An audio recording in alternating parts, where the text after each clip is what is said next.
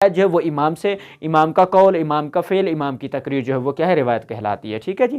اب یہاں پر دوسرے نمبر پر ہمارے اب بات کیا آ گیا، نماز، یعنی موضوع ہمارا نماز۔ نماز کی جب ہم نے مجلس بنانی ہے تو پہلے آیات قرآن کا انتخاب کریں گے، جیسے ان الصلاۃ تنہی عن الفحشاء والمنکر، اور دوسرے نمبر پر حدیث نماز، جیسے ہم کہتے ہیں کہ جناب رسول نے کہا ہے کہ نماز دین کا ستون ہے، نماز جو ہے وہ مومن کی معراج ہے، یہ ہے ہو گئی حدیث۔ تیسرے نمبر پر جناب ہم نے نماز کے فضائل بیان کرنے ہیں، ٹھیک ہے۔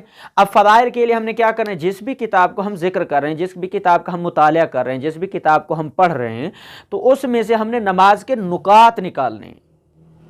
نکات ہم نے کیسے نکالنے ہیں، جیسے مثال کے طور پر دیکھنا ہے کہ معاشرے میں، مثلا میں کسی ایسی بستی میں نماز جو ہے وہ مجلس پڑھ رہا ہوں جہاں پر نماز کو کم توجہ دی جاتی ہے یا نماز کی طرف لاپرواہی ہے، تو میں وہاں پر کیا کروں گا، پہلے اس فضائل میں اس کو 3 کیٹیگریوں میں تقسیم کروں گا، ٹھیک ہے۔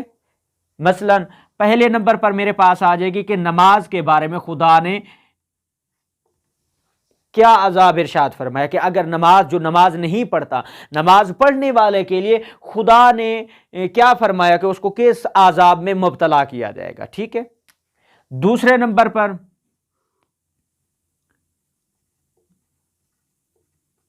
اجر و ثواب، کہ نماز جو پڑھتا ہے اس کا اجر اور ثواب کیا ہے، اس کی نیکی کا اجر اسے کیا دیا جائے گا، اس کا نعم البدل کیا ہے، اس کا بدلہ کیا ہے، اس کا عوض جو ہے وہ کیا ہے۔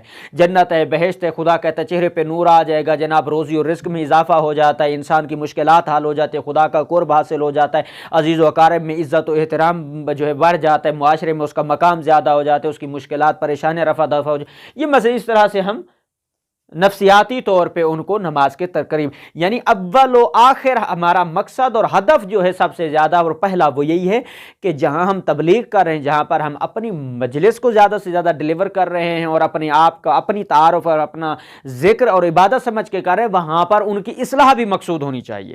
یعنی صرف یہ نہیں ہونا چاہیے کہ نقطے لگا کر ہم نعرے لگوا کر واہ واہ کروا کے چلے جائیں، نہیں، بلکہ ہم جس موضوع کو لے رہے ہیں وہاں پر ہم ان کی اصلاح اور ان کو نیکی کی طرف ترغیب بھی دیں ساتھ ساتھ، ٹھیک ہے جی۔ دوسرے نمبر پر اجر و ثواب ہم نے بیان کر دیا۔ تیسرے نمبر پر یہ ہے کہ وہاں پر ہم نے نتیجہ لینا ہے۔ نتیجے میں کیا آئے گا جناب، نتیجے میں آ جائے گا ربط۔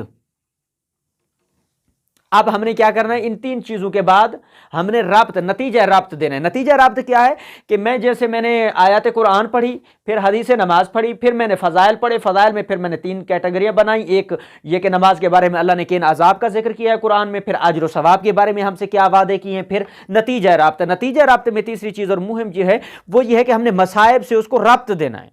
اب ہم نے دیکھنا ہے مقتل میں، کربلا میں، شام میں، مدینہ میں جتنی بھی تواریخ اور جتنا بھی مقتل بھرا پڑا ہے، وہاں پر ہم نے توجہ یہ رکھنی ہے اور یہ کرنی ہے کہ وہاں پر نماز کا رابطہ ہمیں کہاں مل رہا ہے۔ مثلا اس کے لیے ہم جو ہے کربلا جا سکتے ہیں کہ نماز کی اہمیت یہ ہے کہ حضرت سید الشہداء جو ہے وہ نماز کی حالت میں شہید ہوئے ہیں۔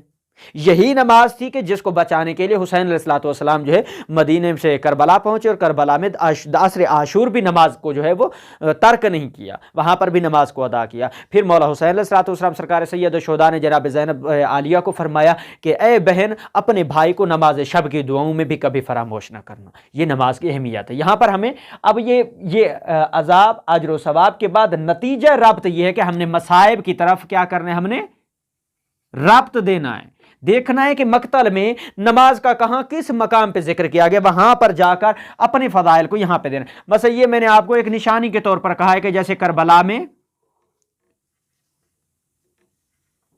میں سید الشہداء کی نماز، ٹھیک ہے جی، اس میں شہادت تھی، ٹھیک ہے۔ دوسرا مقام جناب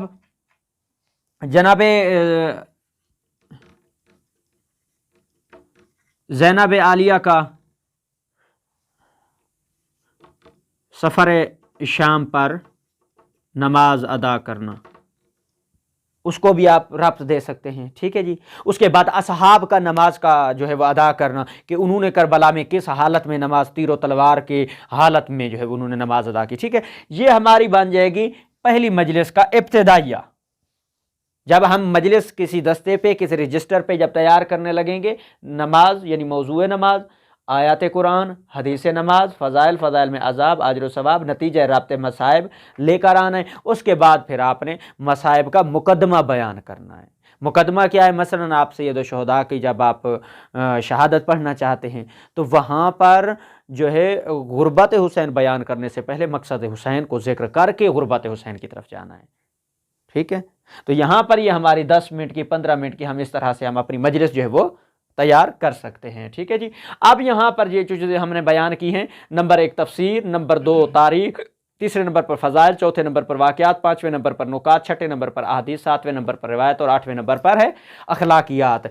जो बंदे आधे घंटे की, 40 मिनट की या घंटे की मजलिस पढ़ना चाहते हैं वो इन तमाम चीज़ों को इकट्ठा लेके चलेंगे एक मजलिस में, तब जाके वो अपनी 1 घंटे की मजलिस बना सकते हैं। मसलन तफसीर है, तफसीर में क्या आ जाएगी, आयत कुरान, आयत कुरान की तफसीर। जैसे कोई भी आयत आपने पढ़ी, मसलन फ़र्ज़ किया जनाब या अय्युहल इंसानु मा गर्रका बिरब्बिकल करीम, ये एक आयत है, तो इसकी पहले आप क्या करेंगे कि देखेंगे, तफासिर में जाएंगे कि मुफस्सिरीन ने इसकी तफसीर क्या बयान की है, इसका शान नुज़ूल क्या है, इसका सियाक़ व सबाक़ क्या है, खुदा ने ये आयत नाजिल की, इसका वजह तस्मिया क्या था, कि इस मकाम पर किन के लिए नाजिल हुई, क्यों हुई, इसकी वजह क्या थी। ठीक है, तफसीर बयान करने के बाद फिर आप चले जाएंगे तारीख़ में, क्योंकि जितनी भी कुरान की आयत है तमाम आयत के वाक़यात, उसकी वजूहात और उसकी तफासिर जो है वो तारीख़ में मौजूद है, वाक़यात मौजूद हैं। ठीक है, जैसे जो है वो रसूल खुदा सल्लल्लाहु अलैहि वसल्लम के लिए अल्लाह ने कहा कि ए रसूल, जब तक तुम ख़ुम गदीर पे अली के विलायत का ऐलान नहीं करोगे तुम्हारी रिसालत, तुम्हारी नबूवत का कोई काम काबिल कबूल नहीं है। वहाँ पर वो आयत नाजिल हुई, ठीक है ना, कि दीन जो है अब मुकम्मल हो चुका है। इसी तरह से जितनी भी आयात, जितने भी मकामात हैं, वहाँ पर जो है अल्लाह ने उसका रसूल की ज़िंदगी में, इमामों की ज़िंदगी में, अपनी बरगुज़ीदा ज़िंदगी हस्तियों की ज़िंदगी में, तौरात, ज़बूर, इंजील और जितने भी अंबिया गुजरे उनकी ज़िंदगी में, उनकी कुतुब में वो सारी चीज़ें मौजूद हैं। ठीक है जी। तो इस तरह से तारीख़ में जाएंगे उसी आयत को, जैसे हमने जिस आयत को हमने तिलावत किया है उसी आयत की तफसीर, उसके बाद तारीख़ में जाएंगे, फिर देखेंगे कि उस आयत के फ़ज़ाइल क्या हैं, फजीलत क्या अल्लाह ने बयान की है, कि इस आयत में कौन से ऐसे मकामात हैं जहां पर अल्लाह ने इसको बतौर फजीलत बयान किया है। फिर उसके बाद आ जाएंगे वाक़यात में। वाक़यात में एक मजलिस में एक वाक़या का होना ज़रूरी है। जब आप 45 मिनट, आधे घंटे या 40 मिनट की मजलिस पढ़ रहे हैं तो उसी आयत से रिलेटेड, जो उससे टच रखता हो, तारीख़ में कोई वाक़या, मसलन जैसे आप नमाज का जिक्र कर रहे हैं तो नमाज के लिए कोई वाक़या देख लीजिए, ठीक है ना, जो कुफार और रसूल खुदा सल्लल्लाहु अलैहि वसल्लम के दरमियान हुए हैं, या इमामों और दूसरे गैर मुस्लिम या मुसलमानों के दरमियान जो वाक़यात रूनुमा हुए, तो उसमें उन्होंने नमाज की फजीलत के हवाले से, या सैयद सज्जाद जो है वो नमाज़ पढ़ रहे हैं, सांप डस लेता है तो जनाब वो निकाल लेते तब भी पता नहीं चलता है। इस तरह से हज़ारों वाक़यात जो है वो पढ़े हुए हैं, बहरहाल मैं तफसील में नहीं जाता हूँ। ठीक है, इसी तरह से है नुकात। नुकात हमने कहाँ से लेने हैं जनाब, मसलन तफसीर हमने बयान की, तारीख़ बयान की, फ़ज़ाइल बयान की, वाक़यात बयान की, उसमें से फिर हमने यहाँ पे नतीजा जो हमने निकालना है वो नुकात की सूरत में निकालना है। ठीक है, यहाँ पे हमारा जो है आधा मैटर बयान हो जाएगा। उसके बाद है अहादीस, रिवायात और अखलाकियात। ठीक है, फिर जो हमने जिस आयत को हमने मौजू बनाया है उसके बारे में अहादीस क्या हैं, एक दो अहादीस बयान करें, रिवायात क्या हैं उनको बयान करें, फिर उससे नतीजा लेकर हमने फिर अखलाकियात में आकर नफ्सियात पे बोलना है। नफ्सियात पे क्या, मतलब जिस इलाके में आप बयान कर रहे हैं, पढ़ रहे हैं, मजलिस पढ़ रहे हैं, जिक्र कर रहे हैं, वहां पर लोगों को मुतवज्जे करना है।